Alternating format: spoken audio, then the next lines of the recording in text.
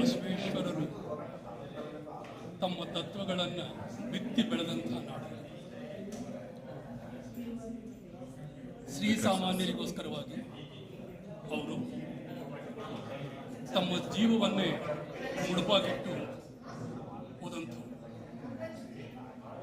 ಅವರ ತತ್ವಗಳ ಮೇಲೆಯೇ ವಿಜಯಪುರ ಜಿಲ್ಲೆ ಮತ್ತು ಇಲ್ಲಿಯ ನಾಯಕರು ಜನತೆ ಬದುಕ್ತಾ ಇದ್ದಾರೆ. ಇವತ್ತಿನ ಈ ಸಂದರ್ಭ ಜನಸಾಮಾನ್ಯರಿಗೆ ಅಥವಾ ಶ್ರೀಸಾಮಾನ್ಯರಿಗೆ ಸಿಗಬಹುದಾಗಿದ್ದ ಸವಲತ್ತುಗಳನ್ನು ಪಿಪಿಪಿ ಯೋಜನೆಯ ಮೂಲಕ ಸರ್ಕಾರದ ಹೆಗಲ ಮೇಲೆ ಖಾಸಗಿ ವ್ಯಕ್ತಿ ಕೈ ಹಾಕಿ ಬದುಕುವಂತಹ ಸ್ಥಿತಿ ಬಂದಿದೆ. ಇದರಿಂದ ಹಾನಿ ಶ್ರೀಸಾಮಾನ್ಯನಿಗೆ ಅಥವಾ ಸಾಮಾನ್ಯ ಜನತೆಗೆ ವಿನಃ ಶ್ರೀಮಂತರಿಗಲ್ಲ. ಶ್ರೀಸಾಮಾನ್ಯರು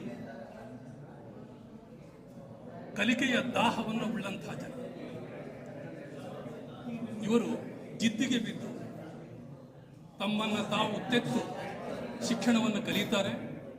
ಆ ಮೂಲಕ ಸಮಾಜಕ್ಕೆ, ನಾಡಿಗೆ, ದೇಶಕ್ಕೆ ಸೇವೆಯನ್ನು ಸಲ್ಲಿಸ್ತಾರೆ. ಅಂಥವರ ಕಾಲೇಜುಗಳನ್ನು ಖಾಸಗೀಕರಣಕ್ಕೆ ಒಪ್ಪಿಸೋದು ಅಂತಂದರೆ ಅವರ ಶಿಕ್ಷಣಕ್ಕೆ ಕುತ್ತು ತರುವುದು. ಹೀಗಾಗಿ ಬಿಜಾಪುರದಂಥ ಈ ನೆಲದಲ್ಲಿ ಅಂಥದ್ದಕ್ಕೆ ಅವಕಾಶ ಕೊಡದೆ ಇಲ್ಲಿ ಈಗಾಗಲೇ ಏನು ರಿಸೋರ್ಸಸ್ ಇವೆಯೋ ಅವುಗಳನ್ನು ಬಳಸಿಕೊಂಡು ಸರ್ಕಾರಿ ವೈದ್ಯಕೀಯ ಕಾಲೇಜನ್ನು ಆರಂಭ ಮಾಡೋದಕ್ಕೆ ಹೆಚ್ಚು ಹಣವನ್ನು ವ್ಯಯ ಮಾಡಬೇಕಾಗಿದೆ. ಅತ್ಯಂತ ಕಡಿಮೆ ಹಣದಲ್ಲಿಯೇ ಇರುವ ಸಂಪನ್ಮೂಲಗಳ ಜೊತೆಗೆ ಅದನ್ನು ಬೆಳೆಸೋದಕ್ಕೆ ಸಾಧ್ಯ ಇದೆ. ಇಲ್ಲಿಯ ಸ್ಥಳೀಯ ನಾಯಕರು ಮತ್ತು ಮಾನ್ಯ ಮುಖ್ಯಮಂತ್ರಿಗಳು ಒಮ್ಮತದ ನೆಲೆಯಿಂದ ಇಲ್ಲಿಯ ಜನಕ್ಕೆ ನ್ಯಾಯವನ್ನು ಒದಗಿಸ್ತೀರಿ ಅಂತ ಅಂದ್ಕೊಂಡು